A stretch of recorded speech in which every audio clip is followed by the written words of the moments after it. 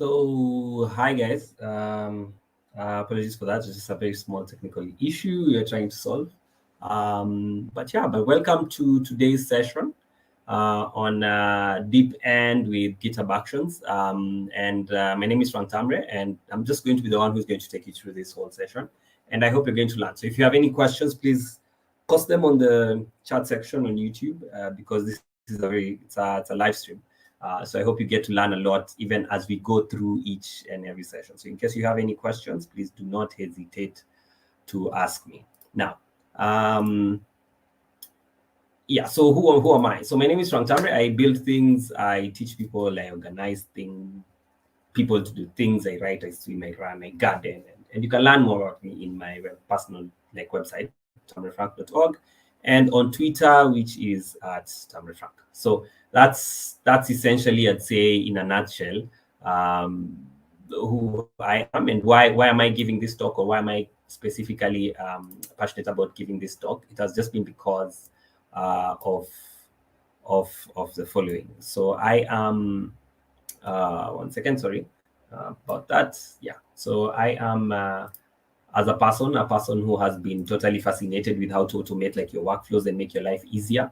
So today we're just going to be going through that and just trying to see what can we learn together. I like saying that, but what can we learn together even as we go through this session. So yeah, so a bit of a backstory here is when we talk about action. So in the past, how are we how do we normally do this? How would you normally build your software? So if you want to build software, you will always be in teams, and these software teams, we've always had that all these amazing software, amazing teams are the ones that build amazing software. And so there'll always be this many people involved. There'll be user interface designers, PMs. This is both a product or a project manager, QA teams, who are the quality assurance managers, Scrum masters, user experience researchers, and even user experience designers, and then software engineers and developers. And I guess all these people come together to form amazing software teams. And these software teams, so whether or not you have these very specific things, sometimes you have people wearing 2 or 3 hats at the same time. And because you have 2 or 3 people wearing these hats, you normally might end up finding that, hey, in this our team, we have 4 or 5 people who are involved, let's say, in saying, hey, we are the ones who are making the decision on how to build the software, or there's someone who is in charge of managing everyone, plus they also write code, or there's a designer who also does the work of being a PM, and all those things. And then they decide all these workflows for people within the software teams. But then whether or not you have them, you sort of need them to have these interesting development workflows. And what I mean by development workflows, this is how do you as a developer, what is it that you're using so that you create your software? And that's essentially what it is. So when you talk about development workflows, they're literally 2 words here. There's the development part, which we do understand is the building of code, of software, or doing the UX research, UI designs, all the way to here. And then there's the workflow. So workflows is probably a word that most people also used to, but what is a workflow? A workflow is made up of 2 words, and that is flow of work. Yes, I know my English teacher will definitely kill me for this, but it's in 3 words. It's flow of work, and I know, yes, it's how does work flow from the time you start to the time that you're ending. And in this regard, you end up finding the following. You find that in your workflow, you have the following. It's just in depth. It's how do you have tasks moving from an idea stage all the way to an actual product? And so in this regard, you have a bunch of things happening in between where the idea has been conceptualized, what happens next, and then what happens next, like that. And so what's a typical example of this based on my experience and how I use this in some of the tools that I help build around, or I've helped build in projects I'm in, is that normally you'd have market research being done, what's there out there, but these are done by designers. And then after that, features are created. And then once the features have been created, the thing that follows next is that you have prioritization of these features. Yes, we have these 20 features, and we can give an example is, let's say, if you want to buy or build something that helps, for the sake of argument, students to study well. And so you go and do your market research. You have 10 features. Maybe they want sign up, a login, or like, oh yeah, they can be able to create post questions, get replies and things like that. And then you prioritize. And then once you prioritize, you have the nice to haves, and then you have these other critical things so that we ship out our product. And then after that, we spec it out. So we say like, okay, this feature that has been prioritized, which is ability, it's like a forum for people to ask and answer questions. We spec it out. What are the things that will be inside there? And so once you spec it out, then you now start building the UI mockup. This is when you're specing out the features, you have sort of like this very interesting data flow diagrams that exist. And then now you move from that, you have your UI mockups, and then after UI mockups, the devs come in and they feature it out and they spec it out, and they're like, okay, this is how we will go about implementing this UI. We'll start from, maybe we'll have to create a whole design scheme and make use of that. And then we move from there and we go to a main branch. And once you have your main branch existing, the next thing that you do is you say, okay, fine, cool. We have our main branch in existence. So how do we move from, we create like this main branch now when you start the development part. And so from the main branch, then you have your feature branches of the developers, different developers. If you have 4 developers, 5 developers, you have your dev branch. After your dev branch, then now people will start working, do your pull requests. Pull requests when people make them, once they finish their features. You have a code review, and then QA will probably test it. Then you have a review by the QA. Either can go back again to doing a code review or doing the code again to the feature branch dev and does all that. But then if it passes there, it comes to merging to the dev branch, then to the main, and then you have your stage releases. And this is like either you do it every 2 weeks, 3 weeks, doesn't matter. Or like we have this new feature, depends on the company you work for. Some say every 2 weeks we'll just do a release. Others, it's based on, we have this feature that now we want to release to people, and then after this period of time, you have the new feature that you're releasing to people. And so that's what happens. And so because of this, what you end up happening is, if you're using a version control system for all of this, you'd have Git workflows, and those Git workflows is what we are talking about today, in a more deeper sort of thing, where we are talking about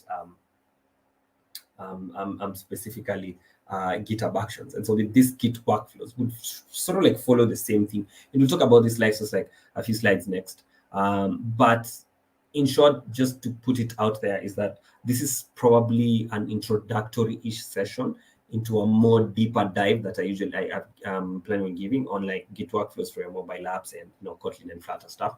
Sort of like touch on it even in this one. But what are we going to talk about today? So today we want to talk about, what are these GitHub Actions? How do you create one? Why should you be interested in using it? And sample code. We'll actually have to get our hands dirty and see how does it look like. So one is, what is it?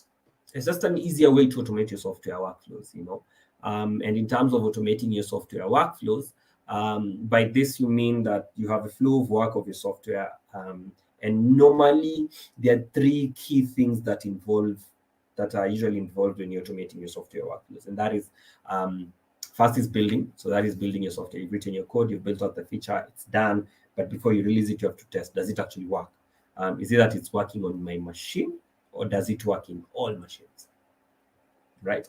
Then after you test it, then you do the deployment part. So the deploying comes in later, where now it has passed the testing, it has been reviewed, you've worked on it back and forth, and then now we release it to the public to start using. And so that's normally the kind of flow that you would generally have in this. Especially in testing, you can go front and back, and it doesn't matter, but this is what will happen. Again, if you have any questions, by the way, just post it on the chat section and we'll pick this up from there. And so once the deployment has been done, it's literally you've come to the end of it all. And so these 3 key steps are the ones that are involved in any software development journey. So you have build, then you test, then you deploy. Now, so why should you use this GitHub Actions, or why do I use it personally? Apologies. Is that primarily for me, I think it's the automation bit, where you don't need to be doing it all over again. Like, if it's checking some certain tasks, and I'll show this to you, how I sort of like use mine on a day-to-day basis with some of my projects. Remember, this is Open Source Community Africa, so the Nairobi Chapter. And so what I'll do is I'll show you how I use it in my actual steps, in my actual projects, live online, for you to just like see it. I hope the gods of what are they called, live demos will be with me today. So when we talk about these samples and these workflows that we would have in existence, is that you'd have the following. So for me, it's automation. So you don't need to do some tasks over and over. It helps me to test. If I'm working within a broader team in terms of an open source team, everyone can run against the things that are already, like if this feature is already working based on the following set of environment, and now we can build on from there.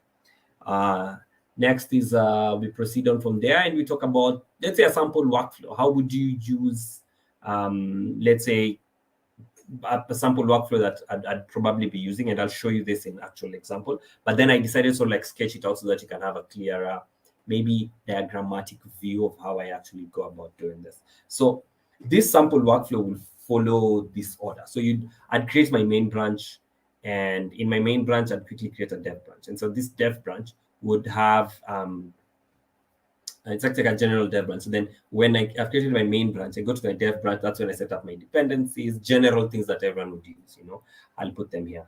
Then once I put them here, my next step is now to say, okay, cool, I have a first feature that I want to work from. So that would be, boop, I create a branch for it, and I call it maybe feature 1 branch, and then I move on from there. Build it out. Once it's done, push it there.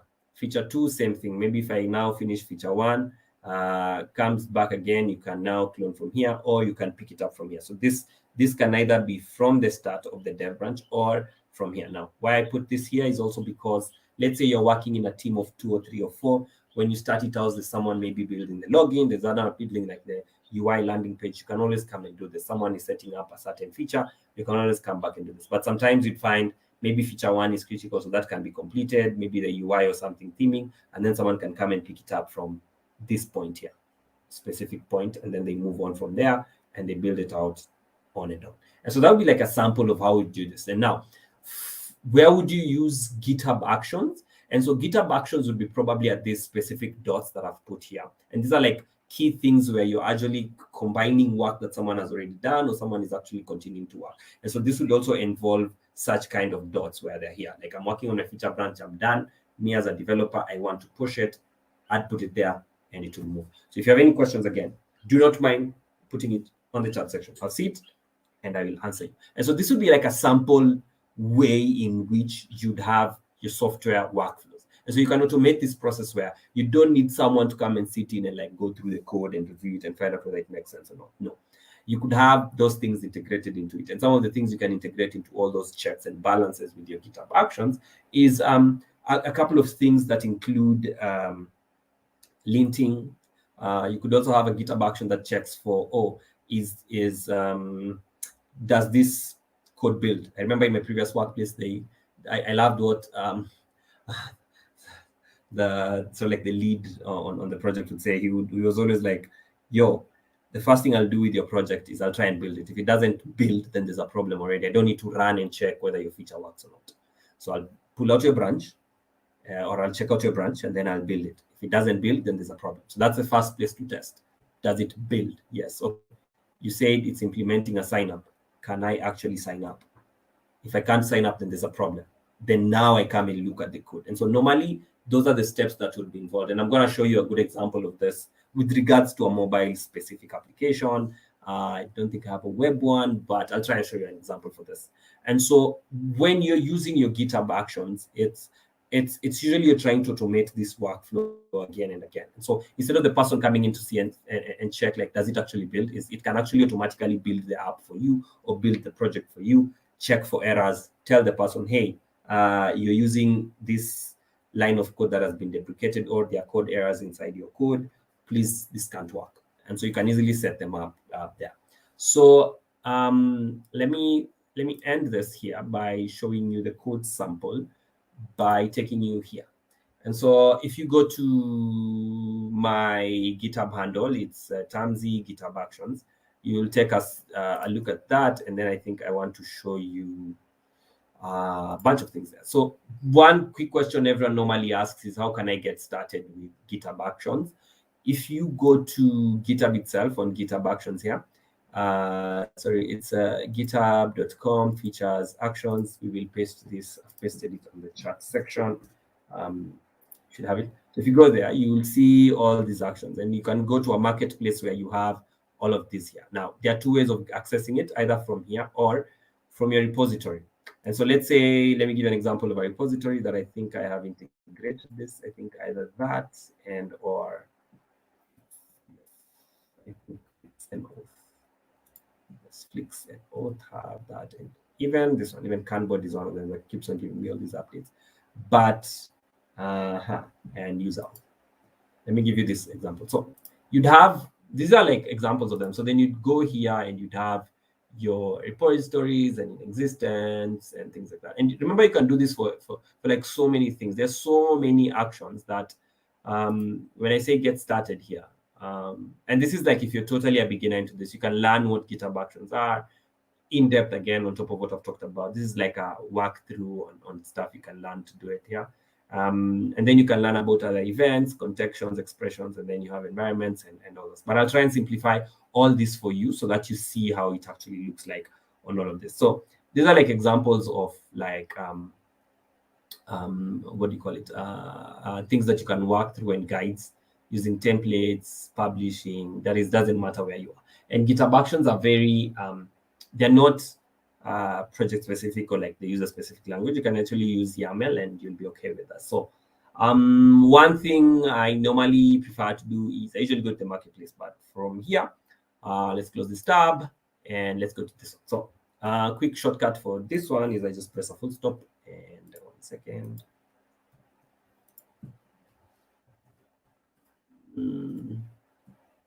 Sorry.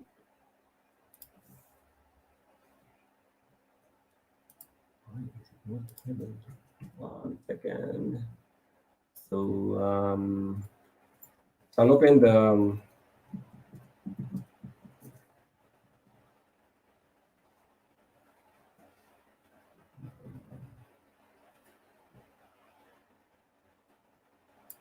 so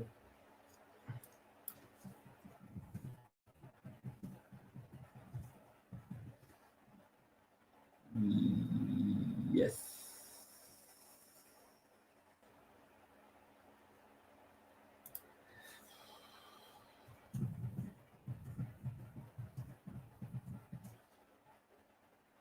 Okay, so you have the code theming. I will do this. 1 second. Let me see if this will work. Instead, yes, 1 second. This is why live demos are very interesting.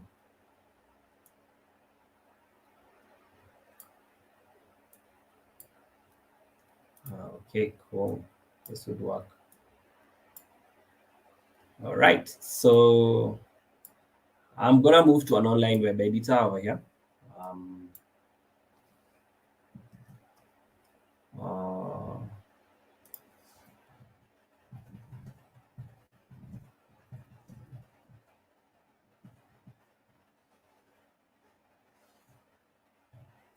Yes, yeah, there it is. And so you have your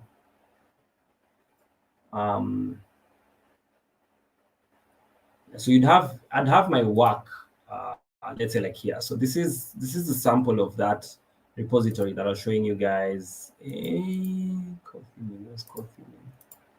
Yes, this is this project here. And so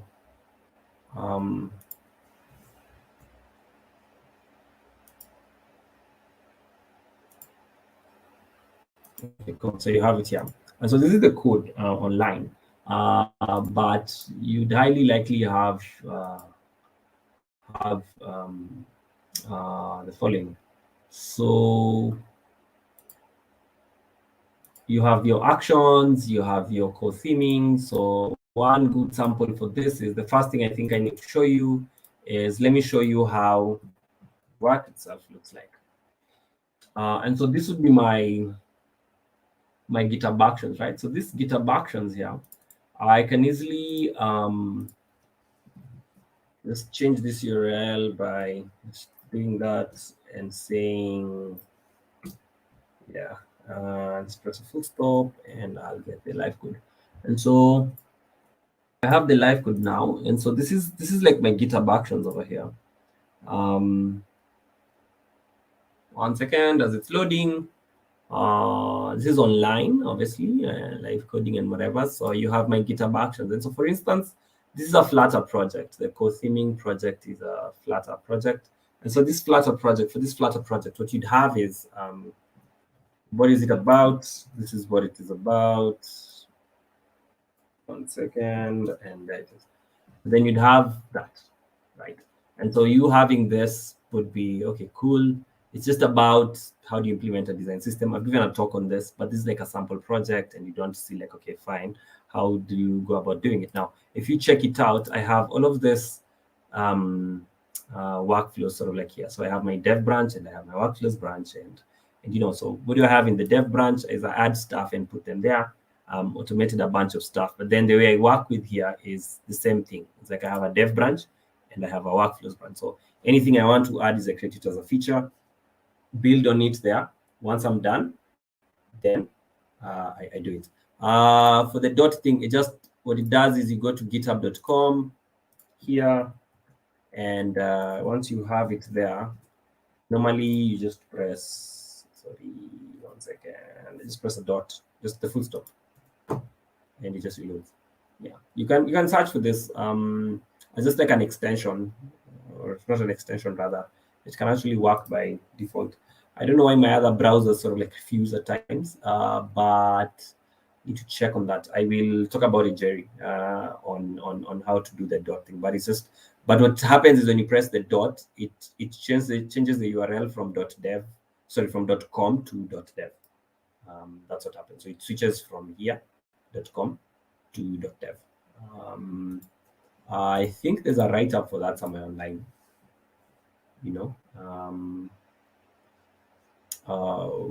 Yes, cool.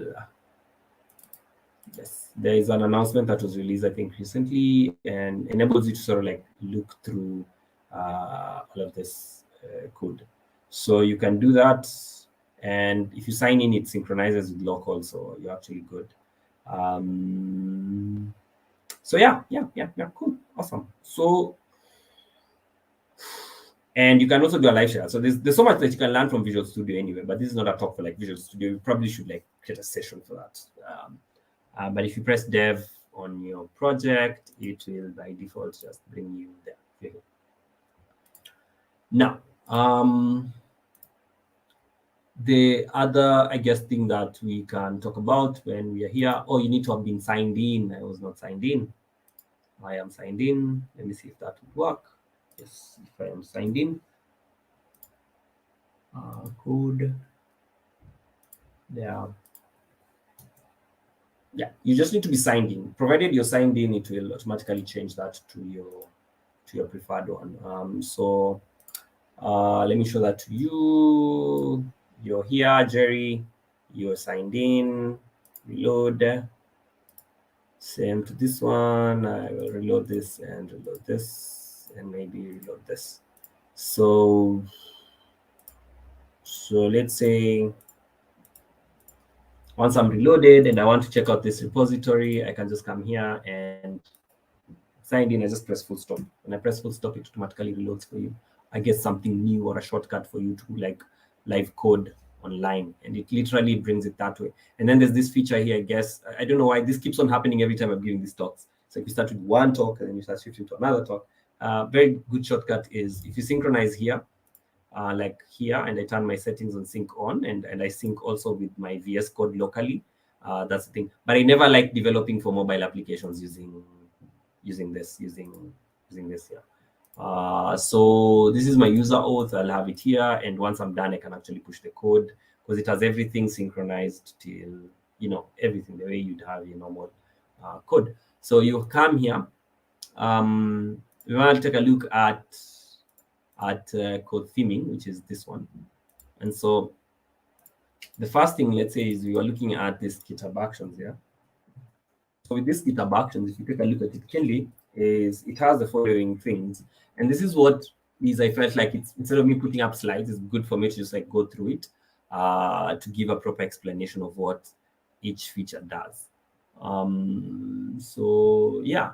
So this is the thing that you'd have. So you'd have a folder called GitHub, and depending on what you're using, so you'd have either your Kotlin, like this is my Kotlin.yaml. I don't know why it's blank. It's not supposed to be blank. Oh, sorry, I have not opened with the dev branch. Yes. Let me see. Is it? No, it's supposed to be working. Good. So my code here, I have no idea why it's blank. Oh, there it is. It's finally decided to pop up. But let's say the Flutter one. So I've not done the Kotlin version, but then the Flutter one. So normally what no. So I know you're asking whether the dev and come automatically. The dev and workflows branches. No. So normally what I do is the first thing I do is I'd create my project. And so let me do like a demo, right? And so I'd start a new project here and say, let's try and create one where we it's a website and we automatically deploy to GitHub using like GitHub Actions to Netlify, not to GitHub Actions. So then I'd say, template, I'd call this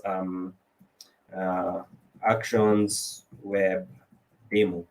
And so Actions Web Demo, and I'd give a definition and say this is what Actions Web Demo that deploys to Netlify, for instance. And so this is just a sample, and I'll just take like random code and see how we can do that. You have your public. I'll make it public. I'll add a README and make a license to be MIT. You can do this thing with everything you want.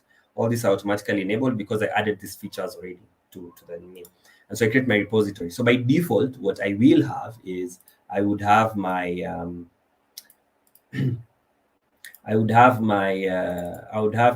code here. I'd have my code here looking I don't know, yeah, looking something like this. So you'd have that. So they don't come by default. So what you have to do is the first thing I do with my workflows is I come here and I create a new branch. So I'll call it, so this is my dev branch, and say create a branch from main, and I'll call it dev. And sometimes in some teams, and actually call this a very good practice, is I can actually make this to be the main one and make it to be the focus or something like that. So I'll have this one here. That's a branch. And so I'd have another one, call it workflows. So the workflows would be off the dev one. And so if I want to create just workflows only, I'd have workflows here and create a branch called workflows. Remember, I'm branching it off from dev. And then the last one maybe would be a feature like I'm trying to look for a sample website. So like, yeah, so like this is a sample random website that I would have so that you save time. I'm looking for a better one. God of War. It's like a random one. Let's just call this a random one. We want to build this God of War project and put it online. So then you'd have actions over here. So there, and so I'll say profiles, and I'll say like let's say a feature like this is index page. Index page is a branch, right? And so there it is. And so once I have them here, I can easily come in and check out these are all my branches. I have them there, my workflows, my dev branch, and we're good. Cool, done. Dev or develop, you're the one who like choose on how they are. Now, to get started, so you have to manually like put them. Then now to get started is I'll come here and say to my dev branch or to my workflows branch, I want to have a workflow, and the workflow that I want to choose is I'll come here to GitHub Actions, and inside GitHub Actions, there's one where you can sample create it, but the best one is coming to checkout here. And so I know specifically what I want. I do not want to deploy to cloud or Google Cloud Engine or something or Terraform or anything like this. What I want to do is I want to take my project from where it is and put it on Netlify. And so what is Netlify? I don't work for them, but this is what Netlify is. Netlify is a very nice platform that enables you to build your app. So instead of me using GitHub or GitHub.something, I just deploy my, and scale more than my project. So this is what it will be used for. I'll show you how to do this in a second. So I'd come in here and say in my Flutter actions, I love these Flutter actions because it has a thing here that I totally love. So I'll come here. I want to code live. Where is the project? Not there. So there it is here. So this is what it is, and I'll log in. And I'll say go to GitHub, and then I'll just come and set up deployment. So how do I set up deployment? So I'll come and say, there it is, I'm signed in, but normally most of the time you'd have to say that. So you can say, wait, I have God of War game here. Oh, this is the one that I've made before. Probably should delete this. I think so. Yes. So let me delete this.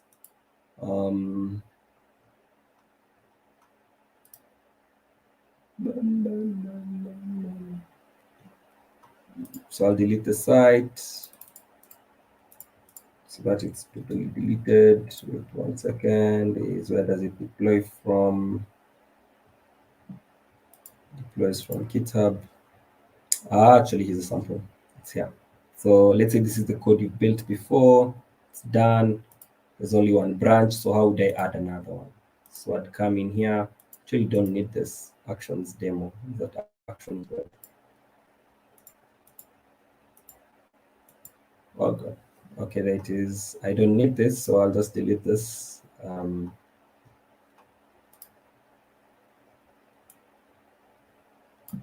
Yep. Actually, once I delete this, it's done, it's gone. We're good. Okay, cool. So we come in here. I'll create my other branches and have this as dev, then have another one called actions. So workflows or something. So I like putting it there in workflows. And so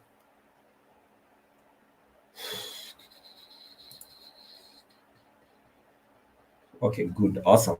So I have my 3 branches. So I want to set up a workflow. Currently, it will not deploy. That's not supposed to exist. I'm supposed to go and delete this. Oh yeah, okay, cool, awesome. So I'll delete this link.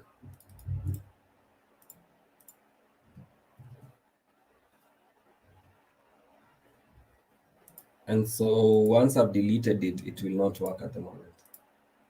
Good, okay, awesome. And so this is what I want to call it, God of War game, right? But for me to use that, I'll have to go to Netlify and do that and say new site from Git. Come here. That is after you've built your website. And then I come, it's already authorized.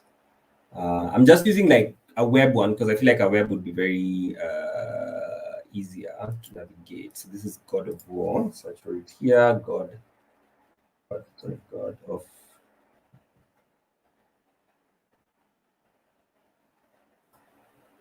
God of War. It's a very nice game, actually. I enjoy it. Again, I do not work for them. Oh my goodness. Yes. God of War. There it is. You have your God of War app. It's a very interesting one. Go share that my app there. So there it is. God of War. Very interesting game. I haven't played it. I don't know why I haven't played it. Maybe I should get it for like this one. If you play God of War, why not? Like we could try out. Maybe we fight against each other. But it's a very nice one. Actually, it's my younger brother who introduced me to this. He used to play it on I think it was PSP, PS Portable. Yeah, and he used to love this, and he sometimes engaged me in stories, and I was very lost. So this is like the site itself, God of War. I know they created a new one. I am not affiliated to them. I find it's a very interesting movie, very nice. Not movie, I mean game. Very nice graphics, very well done. I think so. Yeah, the guys who play it and have very pirated feelings, it's fine, but I'm not the one there. Yeah. So then I'd come in here, workflows, and come in here. Do that. I'm seeing someone has told me, hey, why don't you make the dev branch to be the main branch instead of making one to be the other one. So I'll come and switch the default branch here, and I'll switch at this point where you come to settings, branches, click here and say rename main to no. I do not want to do that. Sorry. I can protect the branches, the base, switch. I will switch it to dev branch. So dev branch is the main branch now. Jerry, that answers your question. That's how you switch it. So I understand and change. So when I put the dev as the main one, I can easily say I always just release with I don't release with the dev. We normally just release with main. And then there's branch protection rules. I can come here and add rules that you want to have here. So I can add them here, or alternatively, require pull request before matching, require all of these things, allow deletions, blah, blah, blah. You can prevent them from here. Require pull request, number of approvals, maybe it's one person. And this is like for open source projects again. Require review, and things like that. So I can come and put all of these rules here. Then you can have your status checks. What are the checks that you need to run? You can run all of them here. Again, this is like the other way you would do it, but I would actually prefer that other way that I'm about to show you, which is using GitHub Actions. So we are here. Where were we? We were here. We've imported it from, I want to deploy from the dev branch and not the main branch. Sorry, I want to deploy it from the main branch, not the dev branch. And then the reason why I'd want to probably do this would be because it would be very easier for me to actually do it. So I'll say deploy site. There it is. And so when I deploy it, I am deploying from there, site settings, and I'd have it. That's where it's coming from here. So I'd have, this is the very long URL, but I'll put my site settings here. And I can come in here. I do not like this. So I'll change the name and call it God of War game. .netlify.app. That URL does not exist. God of War game. Yes, so you have my God of War game over there. We open it. It's over there. This is my many words that I've copied online and put it there. So you have generate. This is how the site looks like, and you're good to go. But suppose we wanted to like automate these processes. You could easily come in here to God of War, go to actions, and this is the dev branch. Sorry. I'll come in here to the workflows branch. If I move fast, please let me know. I have a tendency for doing that sometimes. Yeah, so then I'd come here. There's Jekyll, package site, No, I do not want that. We are searching for it down here. Oh, there are more continuous integrations, automate your steps, blah, blah, blah, all of those things here. So I would say what I want is a Netlify, publish to Netlify. Right? That's what I want. So I'd search for it there. I'll look at it there. Netlify deploy. There you go. So actually you'd go to marketplace. I'm actually posting this link again. There you go. Marketplace for action. You can sift this to specifically for action. Copy, and I have pasted it there. You can find all the actions for, these are like various GitHub actions that exist, right? So for this one, I will look up data. So I can decide to use this, right? So I have started. So I will say this is where the link is. And so this is an example of how a GitHub action would look like, right? So the name of your workflow, what do you want to call it? Is it like publish to Netlify or something? This is a step. What happens when you release? What do you want to do? You want to publish jobs. What are the jobs? What do you want it to do? I want it to deploy. What's the name of this deployment? I want it to deploy to Netlify. This is where it is going to. And then the steps it will do is it will take in from this GitHub actions. I'll put in my token, put my deploy, and it will be automatically being deployed automatically there. Now, this is if you do not have it anywhere else, you'd actually come and put it this way. But then this is counterproductive because I've already linked it. But a sample for this would be that. So another one that we can probably check also in the marketplace. Let's see if any one of them exists for like HTML or something. Yes, so we do like a HTML preview or render this to make sure they are accurate, proof, validate, output with HTML proofer. These are just a bunch of stuff that you would have in your thing. And so normally sometimes it's good for you to have this, or maybe you write your code and you want it to automatically convert to PDF. You can actually do it there. There are different things that you can use. So mostly I'm usually on mobile. And so mine is I have already predefined mine, but then this would be like a sample for this. So then you'd have this there. It will tell you like, yeah, so you have to copy this to your YAML file, and then you close this. And then now you can even copy all of this actually. And so this is where the repository is here. Where is it? Sorry, not there, not there. This is where it is, this one. And so you'd have your actions like that. You can check out the article. Again, I'm not affiliated to these guys or to JSM or Kaga, but he's built it. It's good to also like say how it is. So that's what you'd have. So I'd come back to my project, which is over here. And if I want to start afresh, I could come in here and say, I want to set up a workflow myself. And this workflow that I set up is over here. I have already copied from, not God of War, from this one here. I'll come in here, my project, where is it? Tap, tap, tap, there it is, good, yeah. And I paste it. But I need to set up my hotkeys. And how do I set up my hotkeys? You go and find out that by just reading through here. Yeah, you can generate your keys, site ID, on your site settings, okay, no problem. So I'd say I want a new token, blah, blah, blah, generate for this app. Because we're online, I will not generate anything here. But you generate it and you'd finish, and then you'd come and paste those here. You'd post it on your settings, privacy, put them there on your settings, leave, sorry, somewhere here, around here, secrets. You'd come and put them here. You'd add your secrets here. This is how they usually work normally. Just come and put your secrets there, and you're good to go. So suppose you are working on this project. So say you are, let's not use God of War because we already like deployed it and everything. What would happen is if you have your project looking something like this. This is my Flutter one. So let me explain to you how this one looks like. Let me make the code bigger.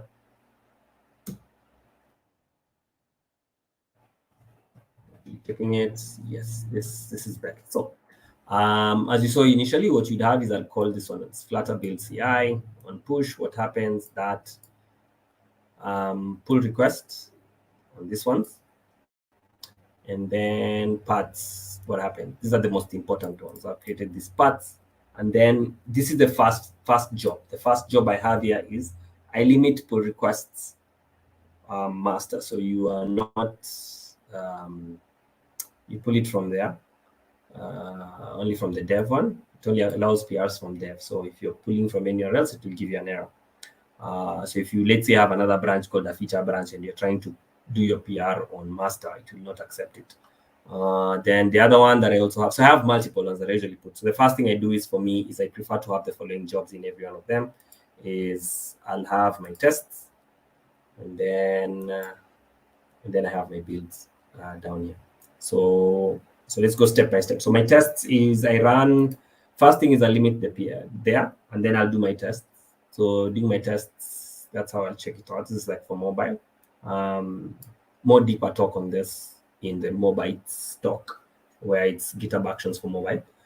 So you'd have, I'd do this, do an analyze. And so when I'm doing an analyze, I'm just doing like lint checks. First of all, is maybe I've said that you're not allowed to use capitalizations when you're naming variables. You should use, let's say if I'm using camel case and not snake case. So if someone has used snake case at any point, it will flag that as an error. It will stop from there.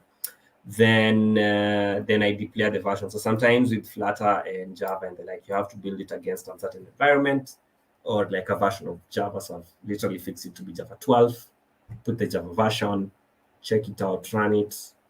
So installs Flutter, does an analysis. Then after that, it runs the test. So I have different tests that you've set up. If the tests fail, it will abandon. And then after that, the next step is not to try and build an Android app bundle or an Android APK. That is what will happen. And the directory where it will be saved, that is there. And I can even specify this directory and have a name for it. For iOS, same thing. Does that. So I don't need to test it again. Once the tests pass on top, I'm good to go. And web, it will also release for web. There you go, you're done. Building for Windows. And so remember, these are like several jobs that will run sort of like parallel. Yes, parallel, and will not like affect each other. So like once the tests pass, then it can go to the next step. Then set my matrix targets and the variables that I want to use it with. So these matrix targets, you might ask, where are they? They're actually laid out at the bottom, slightly at the bottom, matrix OS, and that's where it is. Matrix is there. actually come and specify. So when I'm building for desktops, I can actually disable fail tests. So you want results from all operating systems, even if the results fail. It's a very detailed one. You can spend time looking through it. And then builds for Linux, Mac, Windows, and then it gets to publish it.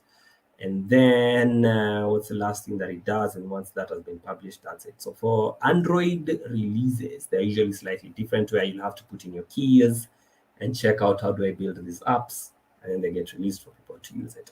So that's how these files would look like. So that's the Flutter one. And so how would you use like a sample of this? You probably don't need all of it, but if you come to this other repository called Flix Companion, I'll press a dot as a shortcut so that I set up my web browser. I'm not going to write any code. Same to this one. I just want to show you a sample for this. Is if I have my project here, like this Flix Companion, or even this one. This one was open, I think. So yes, Kotheming, I've been working on it for some weeks now, months, years now, actually. Just trying to develop it. So this is Flix Companion. It's an app that I'm trying to build. Very interesting one. So I'd have my actions running. So I have my project. Let's talk about this one. So I'd have my main.yaml, do this, do that. If I do a commit, it will go through all of those steps. So let me give you an example of how these workflows would look like.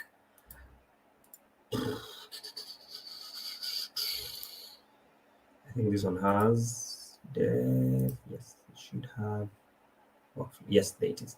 So when a build passes, when a build comes, if I'm pushing something, let's see.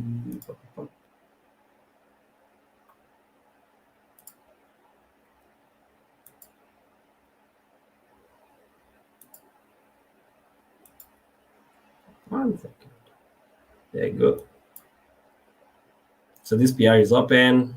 Check that one out. Merge everything. So let's say I merge this pull request, right? And when that happens, there's some build thing that sometimes happens. You can come and check why did it fail here. Comes and tells me, hey, it failed because some steps are run. Clear filters. Let me see why is it failing. I'm not seeing any error here. So I guess there's no, yeah, there's no error. There's no error. Interesting. But I should have one with errors. Like I want to check one if I have errors. That I like show you guys. I know you're like, yeah, there. So how do you keep the keys secret? Once you put them on the settings part, I guess here on the side, the secrets key there, you could put them here, or alternatively, you can publish them elsewhere. You can actually just use something called base64, like an encryption tool. You can read about how to do, how to keep this, how to keep your key secret as you're working on like a project. There are different ways you can do it. Some people put it here because most people will never go back to this project to see it because they're never released with the source code. It's just hidden with GitHub, and GitHub keeps it or stores it safe for you. So usually safe when you're putting it there. So that's how you'd actually keep your keys secret.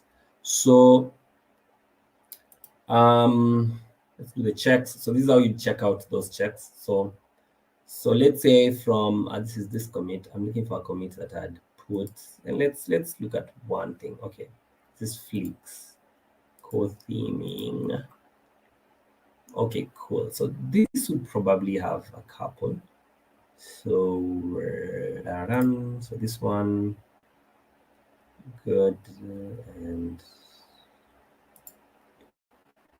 where am I? There you go. 20 additions, 9 changes, PRs. This is the commit. So let's see how it looks like. Tells me it failed. Why did it fail? What is the problem? Not seeing anything here. Okay, cool. But this will be a sample of how it would look like. 1 second.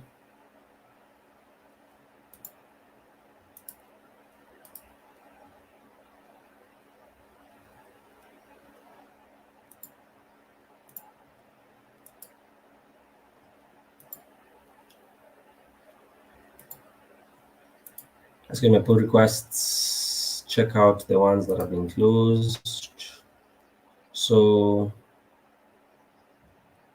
yeah, so like this one, there are 12 checks that have been done. So this would be a sample of how they would look like when you're running your actions. There you'd have on push, on pull, and all that. And so like for instance, you see you have on push, on pull, the other pull request. So when you push, what happens? Test, analyze, does the first one, does it. So it normally runs the setup jobs and it tells it fails. Why is it failing? It tells you why it's failing. Operand can't be null, so always that. So this part here, this is the coding part. So you'll have to go back to text, ct texts that for me to check it out, where I'll have to come in and fix it first.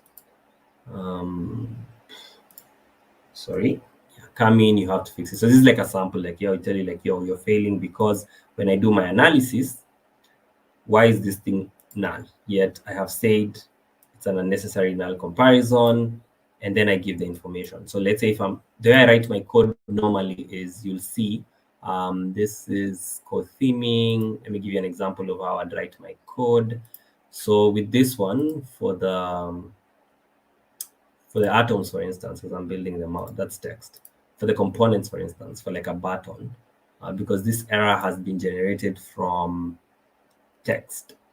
So if I'm coming from my atoms here, and I come to my text, it's very specific in that when you look at my code here, I sort of specify somewhere, should specify somewhere that this can't be null.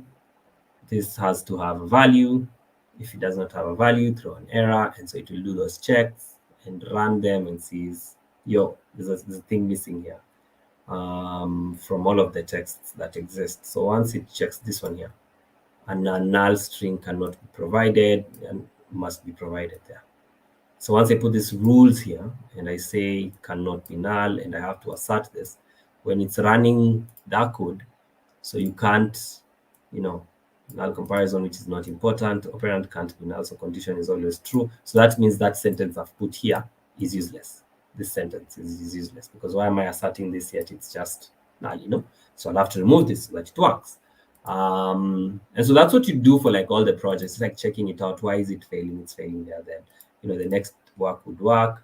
You can sometimes skip this by deciding to run the other ones also, but it's not advisable. You can also decide to rerun them when it fails.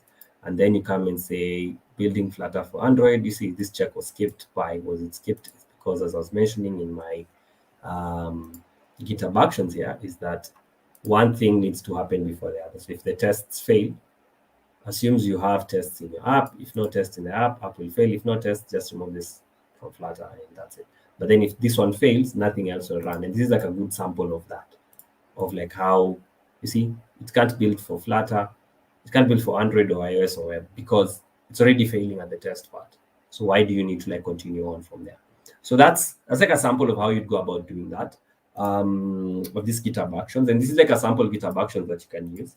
I will share this on the chat section, but you can go to my GitHub handle, which is Tamzi, GitHub actions, and you'll see like those samples there.